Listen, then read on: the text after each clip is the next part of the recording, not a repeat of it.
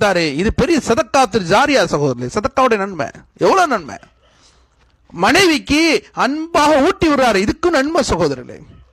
அம்மாவை அப்படியே முகத்தை பார்த்து இவங்க என்ன பெற்றெடுத்த தாயின்னு சொல்லி நினைக்கிறாரு, சந்தோஷப்படுறாரு, தாயை பார்த்து புன்முறுவல் பண்றாரு, இவருக்கும் சதக்காவுடைய நன்மை சகோதரர். நினைவில் வைத்துக் கொள்ளுங்க.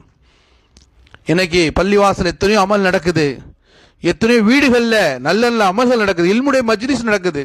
மாஷா அல்லா, நிறைய நபர்கள் வர்றாங்க போறாங்க கலந்துக்கிறாங்க.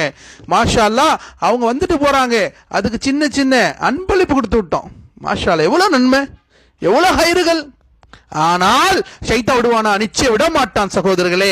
இந்த காசை நல்ல வழியில செலவு செய்ய சைத்தான் நிச்சயமா விடவே மாட்டான், நப்சும் விடவே விடாது. அதனால நம்ம கொடுக்கக்கூடிய காசுகளை, பணத்தை, செல்வத்தை, உடல் உழைப்பை அல்லாஹ்வுடைய பாதையில செலவு செய்யுங்க. அல்லாஹ்வுடைய உலமாக்கள், அல்லாஹ்வுடைய நபிமார்கள், சஹாபாக்கள், இன்னும் உலமாக்கள் எந்த பாதையை தேர்ந்தெடுத்து வழிகாட்டினார்களோ, சித்திகன்கள் பாதை, சுஹதாக்களுடைய பாதை, தீன்தாரிகள் வழிகாட்டிய பாதை, நல்லோர்கள் பாதை, அந்த பாதையில் நடக்கக்கூடிய எல்லா அமல்களுக்கும் செலவு செய்யுங்க. இது சதக்கத்துல் ஜாரியா. பள்ளிவாச கட்டுறாங்களா, அள்ளி கொடுங்க. மதரசாக்கு அள்ளி கொடுங்க. மாஷா அல்லாஹ், நன்மை ஏவி தீமை தடக்கூடிய அமல் இருக்கா, அள்ளி கொடுங்க. மாஷா அல்லாஹ், ஒரு காலம் நாமளும் நீங்களும் நிச்சயமா சத்தியமா இருக்க மாட்டோம். அல்லாஹ் சுப்ஹானஹு வ தஆலா